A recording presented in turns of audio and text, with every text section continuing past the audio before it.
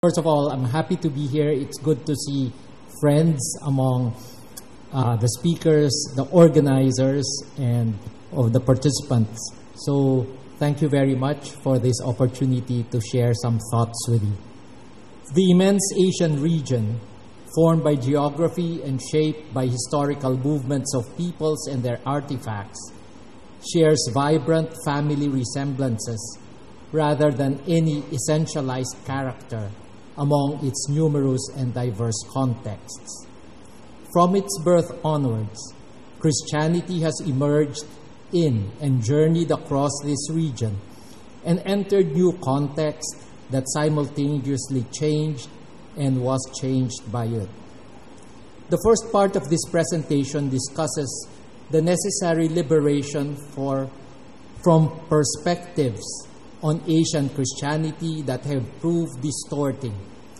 The second proposes the fundamental and epistemic shift best characterized under the rubric of reclaiming Christianity as Asian.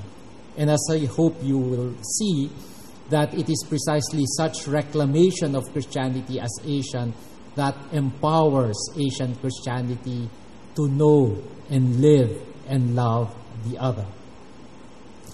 I will use a PowerPoint simply so you will know where I am in my talk.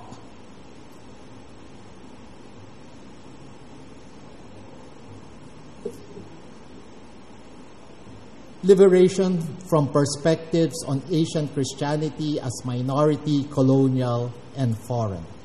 As minority, though Christianity is one of the largest and fastest growing religions in Asia, demographic accounts show that Christianity in Asia still numbers less than 5% of total population. Implicit in making this Christianity's defining character, as Talal Asad points out, is a view of religion as a clearly defined social institution characterized by explicitly articulated belief system, a uniform moral code, and a highly differentiated organizational structure. This view has been further co-opted in the, quote, invention of world religion, which, according to Tomoko Matsuzawa, intended a dual turning away. First, from the 19th century obsession with the primitive and the original, and second, from the Eurocentric and Euro-hegemonic conception of the world. However, in this development, ideological underpinnings of the older discourses on religion and world religion did not so much diminish and disappear as become unrecognizable under the new outlook of the pluralist ideology or supposed democracy of world religions. In contrast, religious traditions in Asia have long existed in multiple and varied forms, born out of their interaction with one another and with traditional local practices. And though conflicts have occurred between these traditions, their causes were often rooted in economic and political forces that have co-opted these traditions. To define Christianity in Asia in terms of its minority status, then, is distorting, being based on a view of religion not rooted in the historical experience of religions in Asia, including Christianity, and uninformed by the multifaceted interactions between religious traditions in Asia. As colonial, Christianity in Asia is also labeled as colonial, that is, associated with colonialism, particularly from the 16th century onward. This label carries two implicit claims: the institutional link between Christianity and colonization, and second, the coercive force behind all instances of Christian participation. The colonial label cannot be applied generally as Christianity in Asia because Christianity's association with colonization took different forms across the region, and thus its impact on Christianity varied. only in Spanish Philippines and certain parts of India and others was there a direct and comprehensive patronage connection between Christianity and European imperial regimes. Even within these territories, the implementation of this arrangement was uneven, in great part due to factors beyond colonial control.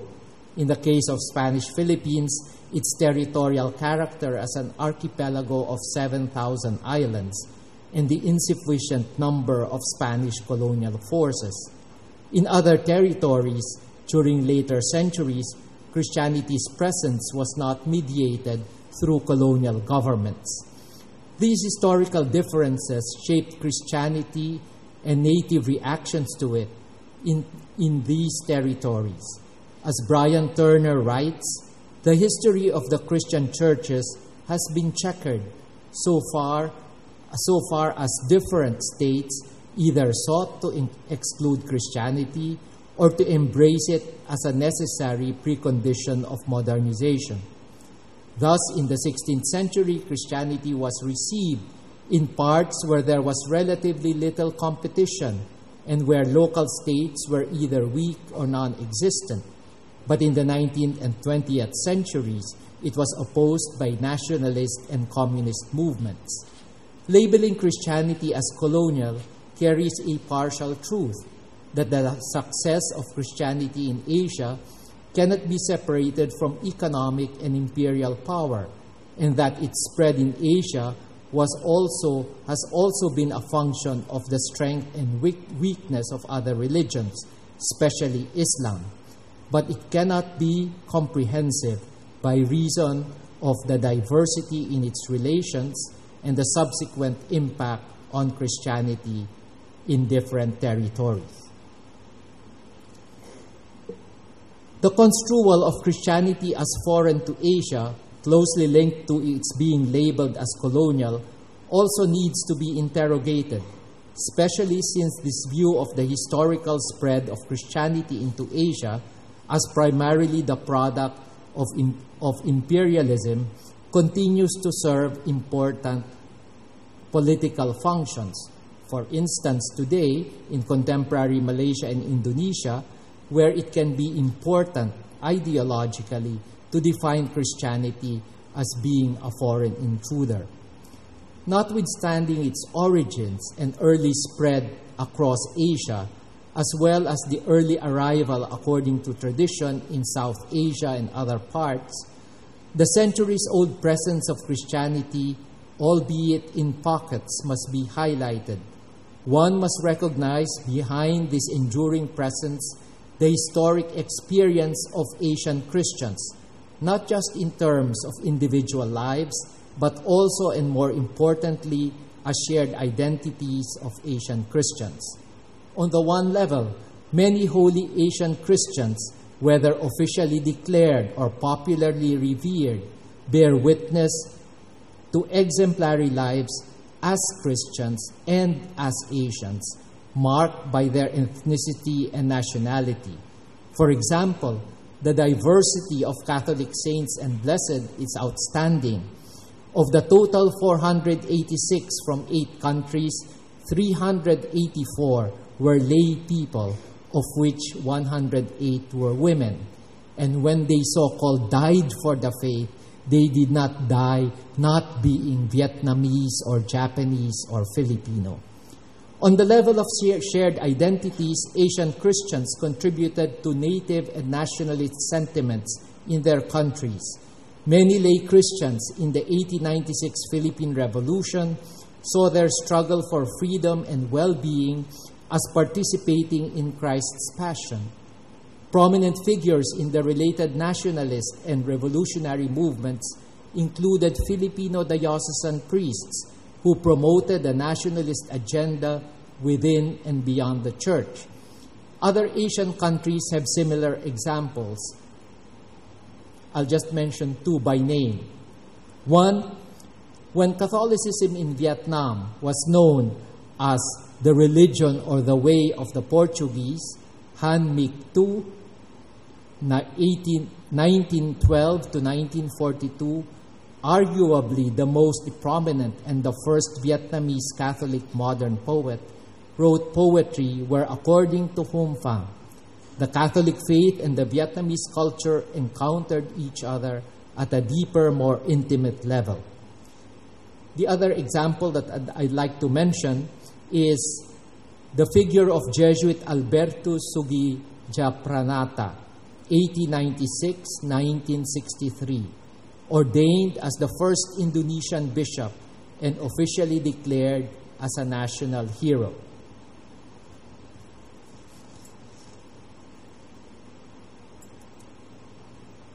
Against the background of historical instances of collusion between Christianity and empire, European or local, across Asia, the witness of these Asian Catholics serve as seed toward a profoundly post-colonial perspective on and of Asian Christianity, one that belies the simplistic claim that Christianity was imposed on Asia. Intertwined with this dynamic of liberation from distorted views is the process of reclaiming Christianity as Asian. This section highlights central characteristics of this process, thematized from the significant work of Asian Christian theologians, some present here with us today. Central to this process is the recognition of the historic emergence of the Christian Asian subject within a perspective decidedly post-colonial in many senses of the word. This perspective often begins with, but is not restricted to, the historical grounds of both the colonial experience and its aftermath, as Sugirtaraja's work testified. Despite totalizing imperial and religious intentions, the encounter between Christianity and local Asian Christian context has never been unidirectional and monolithic. The native and the local have asserted themselves at times through open resistance, but more insidiously through what has been referred to as, quote, the weapons of the weak. Hence, post-colonial takes on a second meaning. It provides openings for oppositional readings, uncovers suppressed voices, and more pertinently has as its foremost concern victims and their plight. Because all these characterize all iterations of feminist theology, feminist Kwok Pyu Lan and Nan Som Kang have taken the lead in linking feminism with post-colonialism. What emerges here, according to Kang, is a transformation not only of the objective condition, but of the subjectivity of the colonized/marginalized themselves through a theological pedagogy of the oppressed. That is, the emergence of the Asian Christian subject with authentic identity, not in a unified, fixed, essentialized space, but in a space of multiple, contradictory, paradoxical, hybrid positions, possibilities, and potentialities. End of quote. In other words, the fundamental epistemic locus for articulating Asian Christianity lies in the life, world, and experience of Asian Christians themselves, which Meredith McGuire refers to as lived religion, and which one could relate to the Catholic notion of sensus fidei, meaning both orientation to and meaning of faith.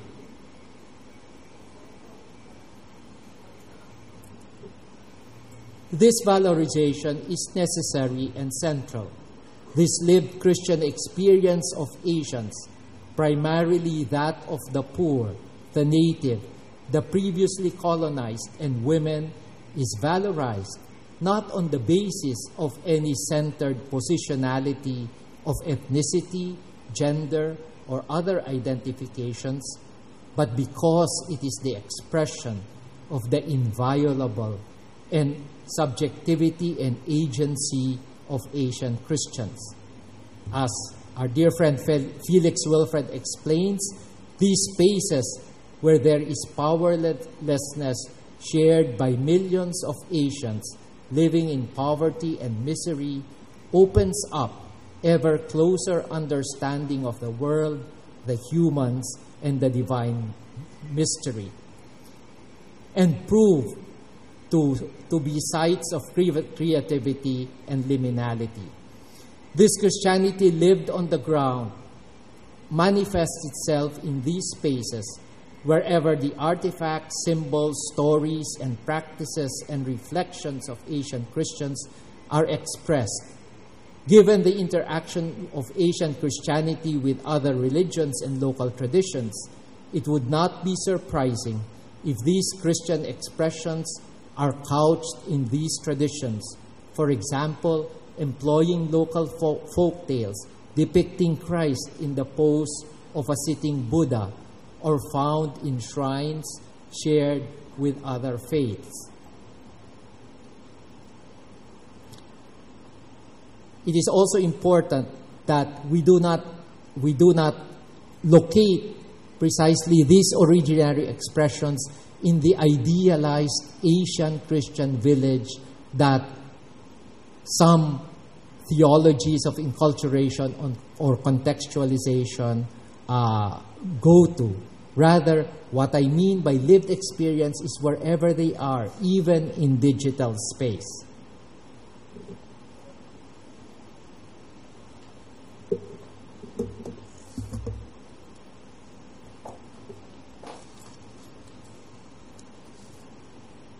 These primary and privileged are expressions of Christianity lived on the ground, and that means ecological, as well as their articulation in word and praxis, admittedly employ local languages of Asian Christians.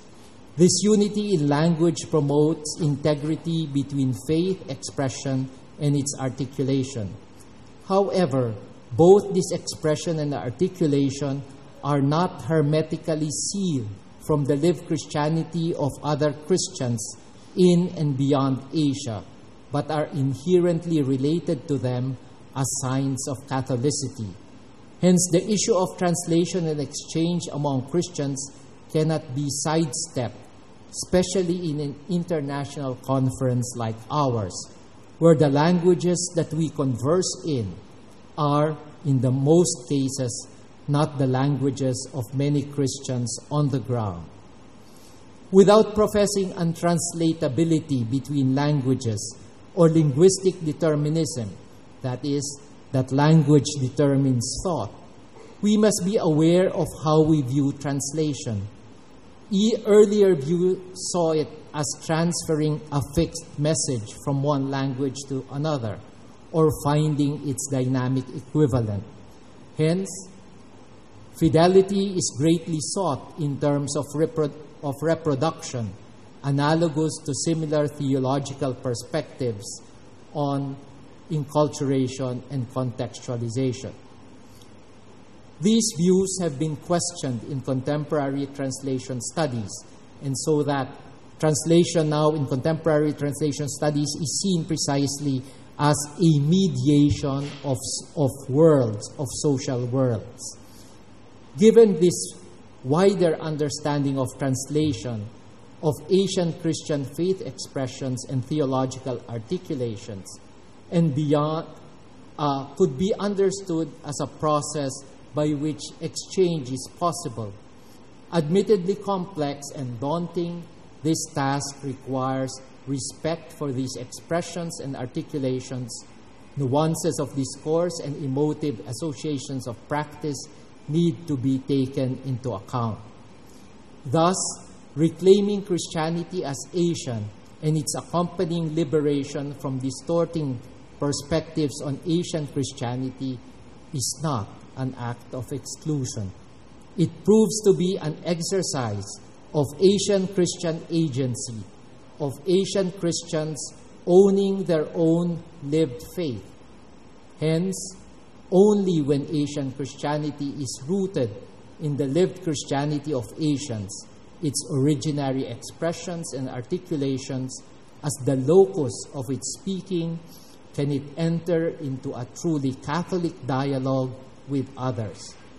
Asian Christians undertake this task of ownership, fully aware of the open dynamics involved in being Asian and being Christian.